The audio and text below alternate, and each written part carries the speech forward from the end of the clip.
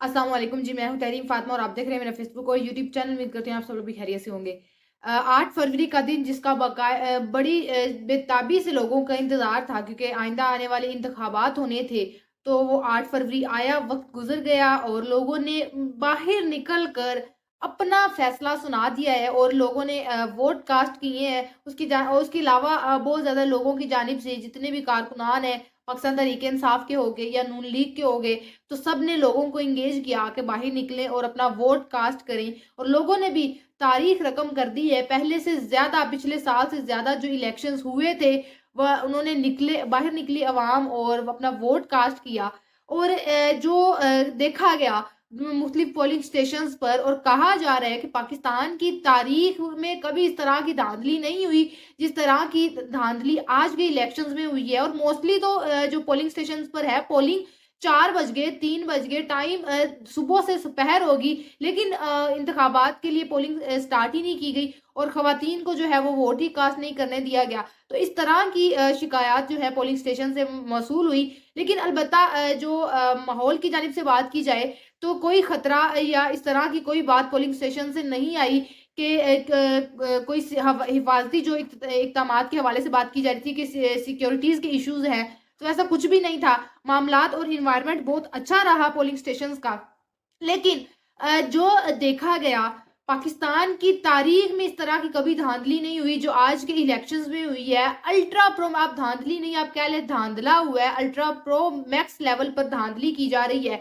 और ballets paper जो box है उसको उसकी सील्स तोड़कर अंदर अपनी जानिब से ही बैलेट्स पेपर डाले जा रहे हैं और खुद ही मोहरें लगाई जा रही हैं। इस तरह की धांधली देखने में आई है और इस हवाले से खान साहब ने भी एक पैगाम जारी किया है। खान साहब ने कहा है कि पोलिंग स्टेशन पर पोलिंग का जो टाइम था वो तो 5 बजे खत्म हो गया था। तो उसके बाद गिनती का अमल शुरू हुआ और मुख्तलिफ जो हलके हैं वहाँ पर अब तक गैर हतमी और गैर सरकारी नताइज आना शुरू भी हो गए हैं। तो उस हवाले से उसके बाद खान साहब ने एक पैगाम जारी किया जिसमें खान साहब ने कहा है कि टीवी पर जो रिजल्ट्स दिए जा रहे हैं उन पर आप ना रहें। जो पोलिंग स्टेशन से आपको फॉर्म 45 मिलेगा, आपने वो लेकर आना है। उस पर जो नताइज होंगे उस पर आपने यकीन करना ही है कि उस फॉर्म में क्या लिखा हुआ है। बेसिकली ये जो फॉर्म 45 है ये है क्या चीज़, तो ये एक गिनती का एक फॉर्म है जिसमें आपका पूरा का पूरा डाटा लिखा होता है काउंट करके और काउंटिंग का जो रिजल्ट है वो लिखा होता है। तो फार्म 45 जो है ये बेसिकली आपके पोलिंग स्टेशन के बारे में ज़रूरी इन्फॉर्मेशन होती है जिस पर आपके पोलिंग स्टेशन का नंबर, हल्के का नाम और कुल जितने भी वोटर जो है वो रजिस्टर्ड है उनकी इन्फॉर्मेशन होती है और एक कैंडिडेट को कितने वोट डाले गए हैं और कितने वोट थे उस उम्मीदवार को उसमें ये सारी चीज़ें मतलब दर्ज होती हैं। तो खान साहब ने कहा है कि आपने टीवी पर जो रिजल्ट्स बताए जा रहे हैं उन पर यकीन नहीं करना क्योंकि टीवी पर और मुख्तलिफ जो पाकिस्तान के न्यूज़ चैनल्स हैं वो तो यही रिजल्ट बताएंगे जो उनको पीछे से मौसूल हुए। लिहाजा जितने भी लोग इस वक्त पोलिंग स्टेशन पर बैठे हैं वो अपने वोट की हिफाजत करें जब तक उनको फॉर्म 45 मिल नहीं जाता। तो ये सारी चीज़ें हैं जो फॉर्म 45 में लिखी होती हैं। तो अब आपको बताते हैं कि जो अब तक गैर हतमी गैर सरकारी नताइज सामने आए हैं कि पाकिस्तान तहरीक-ए-इंसाफ मोस्टली बहुत सी जगह पर लीड कर रही है। एनए 117 है हल्का जहाँ पर अब्दुल अलीम खान है वो लीड कर रहे हैं और पाकिस्तान तहरीक-ए-इंसाफ वहाँ पर दूसरे नंबर पर है। लोधरा के हल्के से जहांगीर तरीन साहब जो हैं उनको बहुत बदतरीन शिकस्त हुई है, वो पीछे हैं और पाकिस्तान तहरीक-ए-इंसाफ के हमायत याफ्ता उम्मीदवार हैं, आज़ाद उम्मीदवार मोहम्मद कासिम वो उस वक़्त लीड कर रहे हैं जहांगीर तरीन की मुकाबले में। उसके बाद नून लीग के एहसन इकबाल साहब जो हैं वो 421 वोट लेकर आगे हैं। किसी हल्के में नून लीग भी आगे लीड कर रही है और किसी हल्के में पाकिस्तान तहरीक-ए-इंसाफ जो है वो भी लीड कर रही है। आज़ाद उम्मीदवार जो जावेद सफदर हैं वो 358 वोट लेकर दूसरे नंबर पर है एहसन इकबाल साहब के मुकाबले में। उसके बाद एनए 130 में लाहौर से मियां नवाज शरीफ साहब जो है वो तो फिर लीड करना ही करना है, उनका हल्का है, वो खुद वहां पर खड़े हुए हैं, वहां से नहीं जीतेंगे, अपने घर से नहीं जीतेंगे तो फिर कहाँ से जीतना है।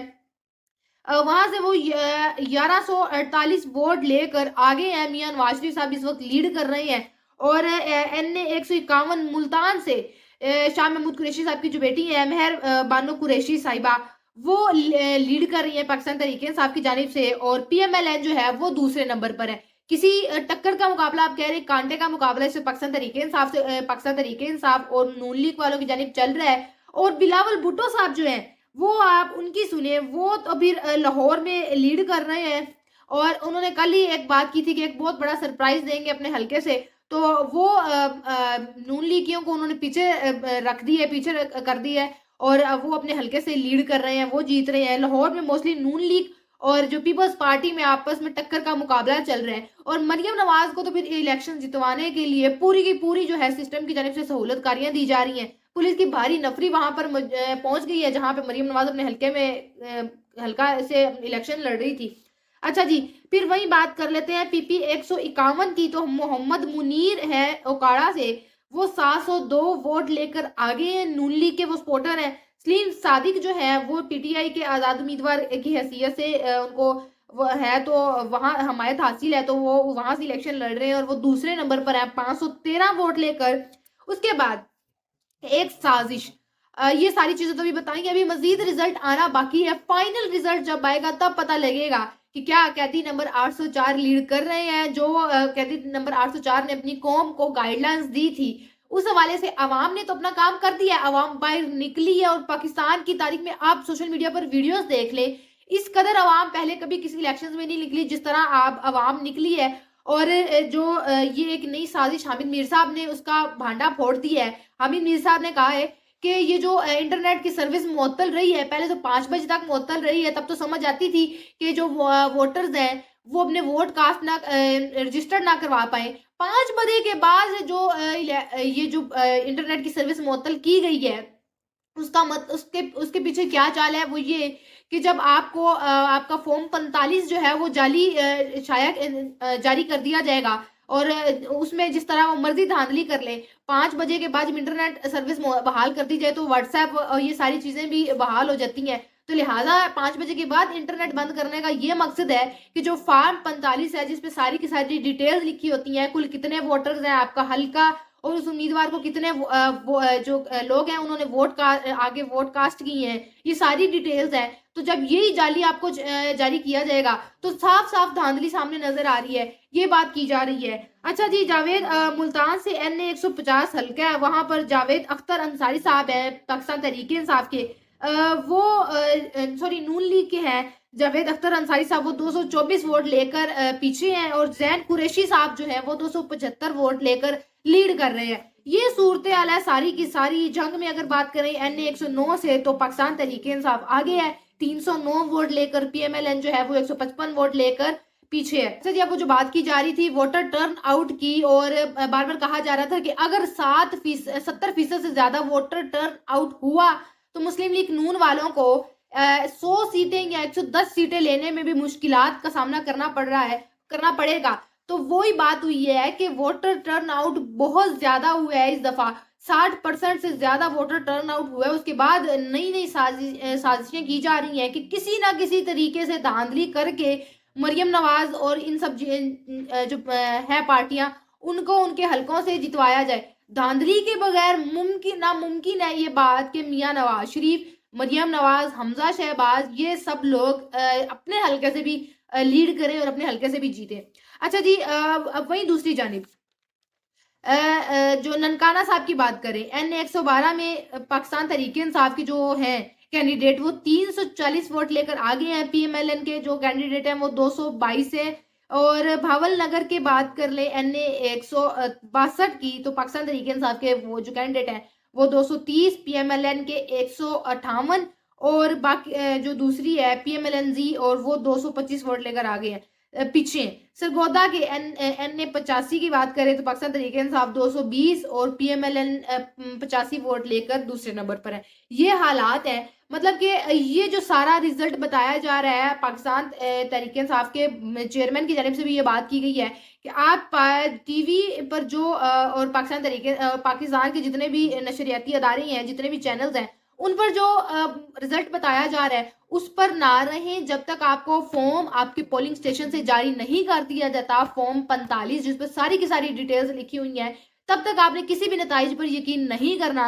अभी तक फिलहाल जितनी भी बातें बताई जा रही हैं, जो कुछ भी बताया जा रहा है, उसमें पाकिस्तान तहरीक-ए-इंसाफ 45 से ज़्यादा जो सीटें हैं वो जीत चुकी हैं। बिलावल भुट्टो साहब जो हैं वो एनएस 127 लाहौर हल्के से 1386 वोट लेकर लीड कर रहे हैं, बहुत ज़्यादा आगे हैं और शेर के 613 वोट हैं। आप एवरेज देख लें कितनी ज़्यादा रखी गई है कि अगर जीतना भी चाहे तो जीत नहीं पाएँगे। तो बिलावल भुट्टो साहब 1300 और कहाँ शेर 613 वोट लेकर पीछे हैं। तो पीपल्स पार्टी वाले लाहौर में आगे हैं 127 हल्के में।